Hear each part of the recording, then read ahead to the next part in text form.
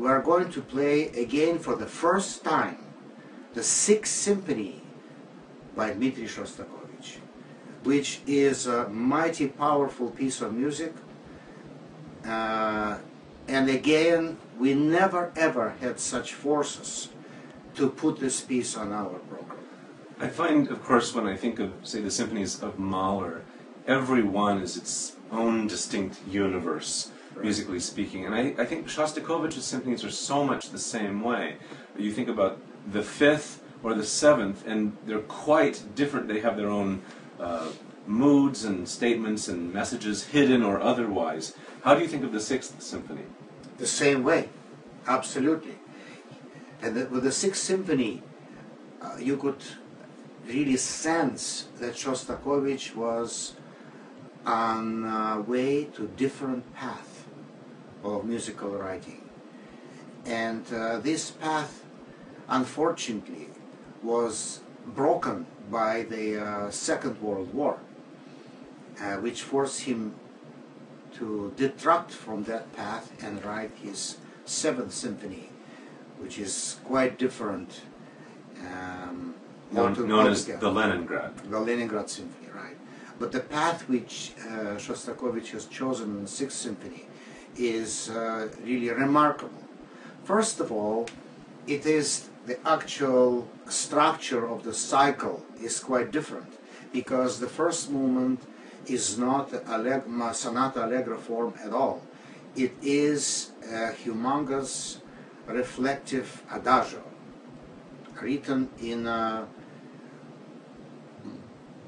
homage to a classical grave or lento of pre-romantic composers. It is very serious, very somber. Reminds one of similar works by Bach or Handel. And then that movement, which is the center of gravity, not only in the tempo but in the meaning of the piece, is followed by two scherzos. Two very light pieces of music. When I say light, I don't mean all the time light, because as we know, weather can change.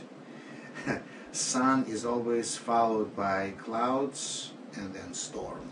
This will be so interesting because in the four works of Sibelius, obviously we'll have tremendous variety with spring song and two humoresques, and then the violin concerto always, that's the word I always think of, is weather. It just sounds like the piece itself could rain at any moment. It's just, it has this sort of gravity, and it seems like almost a storm front that comes in. Actually, it starts in a great fog, you know. It starts in a great fog, and then thick. Very thick, and then the Shostakovich will have its own internal contrast. Yes. Now, another interesting point about this piece is the actual tone, the sound of the orchestra. And that is so rich. You will see four clarinets with an E-flat clarinet and bass clarinet. And you will see a large, almost like an army of percussion instruments. So that is the reason why we would never be able to do it in the past. But now we have such a gigantic force that it will be possible for us to open up this incredible music to our public. Just one thing before we leave this concert. We were talking earlier about your personal affection for the Sibelius Violin Concerto, and of course your teacher, David Oistrakh, made one of the most famous recordings. Yes, with Philadelphia Orchestra and Eugene Normandy. Yes, it's the recording I first heard and owned, and Sibelius himself was a violinist. Can you just share something about the significance of that? Well, the significance is very simple. It is so close to me, and not only that, I was accustomed to hear my father practicing the orchestral part on his piano.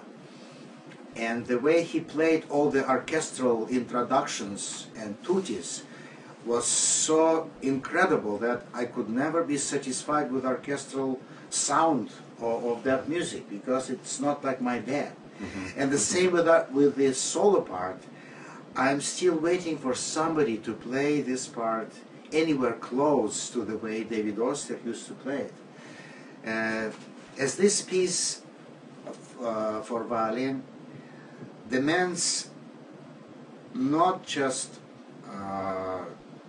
depth and perfection and technical efficiency of violinist, it's almost like a separate profession to play Sibelius, because of this very special mood, very special world, the atmosphere. It is so different from any other concerto, and you could have lots of ingredients but still not be able to play that particular piece successfully.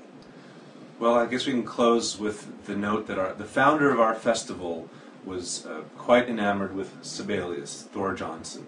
And I've read how he visited Sibelius, had the opportunity to visit him in Finland, and even transplanted from Sibelius's home some lily of the valley to his home in Door County. And it's a wonderful and ongoing connection of the PMF with the music of Northern Europe and Sibelius, and of course your connection with the music of Shostakovich. Yes, well, you remind me of my other connection with Sibelius too, which you're not aware of, and that is a nice shot of scotch. I was not aware. Yes. I was aware of certain shots of scotch, but not that one. Well, Sibelius apparently was extremely serious about it. I see. As was Carl Nielsen. Right. That's also part of Northern Europe. What else is there to do, right?